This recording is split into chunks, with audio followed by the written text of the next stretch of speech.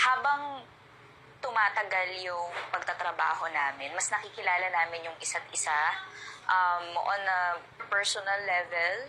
And all I can say is David is a man with substance. And kaya ang saya niya lagi kausap kasi ang dami kong natututunan sa kanya tungkol sa business. Oo pagka nagtanong na ako sa kanya tungkol sa business, ay, hindi natitigil yan ang kakakwento. Ang dami niyang alam, ang dami niyang gustong i-share.